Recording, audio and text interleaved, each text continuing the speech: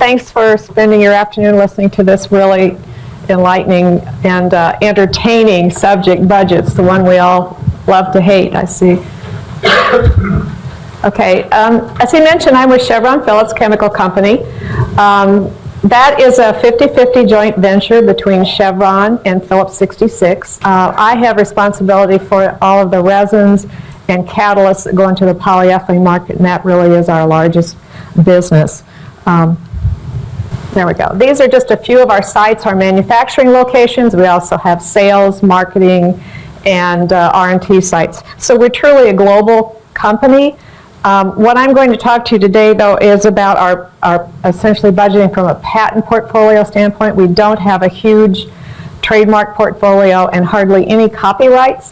So why this title? I think no matter what industry you're in, we're all at the same point with the budget. There's a limited amount of money. There's a pile of money. You're all competing for it. You have to substantiate your costs.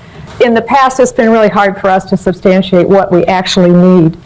They have different products. Some of them use more R&D than others. Some of them commercialize a lot. Some of them have line extensions. Some may file new patents every year, and others may file one every 5 years. So have a lot of different needs for these individual businesses, and we can't really give them a number as to what their IP costs are. What kind of software is out there that would take care of this? Estimation software.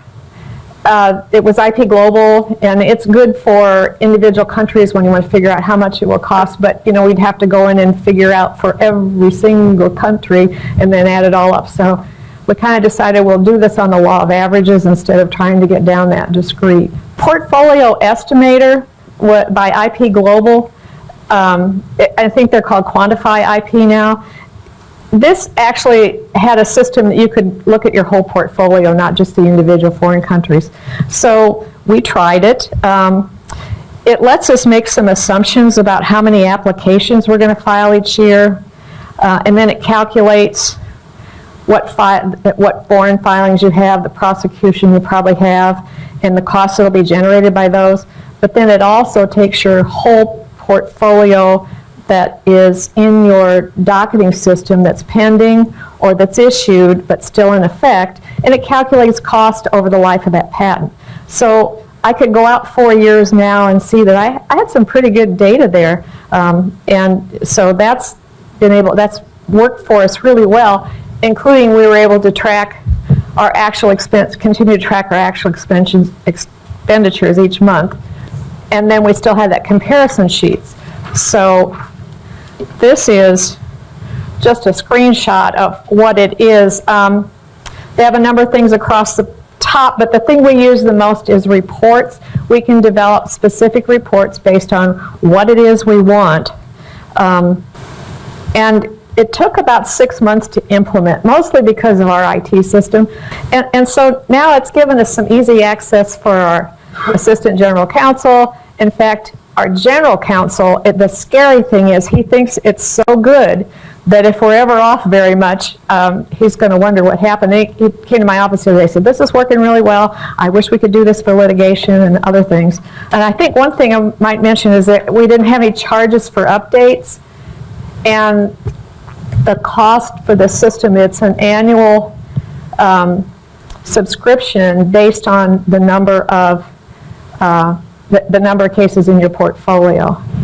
So it's not a one-size-fits-all kind of thing. And ours has gone up because our portfolio has gone up. So it's kind of grown, the cost grows with the portfolio instead of you starting out at a certain amount. We're finding now that our variance was reduced from hundreds of thousands down to thousands. Last year our variance was $10,000 from what we actually spent. Not bad for a $5 million budget. Yeah. And when clients complain about the legal expense that they've been allocated, I can pull out what their IP expense has been and show them, okay, your legal expense was this because you had litigation over here, you had this going on over here, you had an acquisition and all that legal work there from in-house counsel, from outside counsel, and here's what your IP expense was. And by the way, your IP expense is for assets, not activities. So it gives them a whole different perspective when they get into patent committee meetings. They're no longer saying, well, are we going to commercialize this? And I always want to say, how in the hell do we know at this point? But I try to be nice. Because you don't, if it's coming from R&T, you really aren't sure when it's, or if it's going to be commercialized. If it's coming out of your development group, you got a pretty good idea, but otherwise. It's also easier to convince clients what foreign countries they need to go for coverage. You know, you're not going to cover the whole world. Let's talk about that. Do you really want to file in Nigeria because you're not going to do anything other than put that check in a waste can, as far as we're concerned? On the other hand, if you have a licensee in France, maybe you should have a patent filed there for something you're going to sell.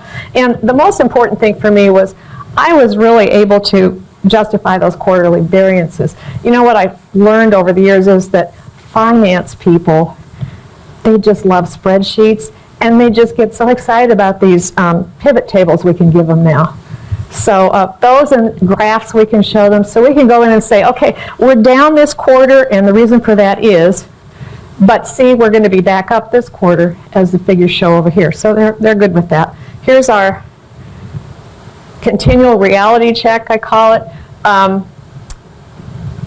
The green and the yellow are both data that comes from the portfolio estimator. The green is based on actual docketing up to that point, because it goes up, this one goes up through August.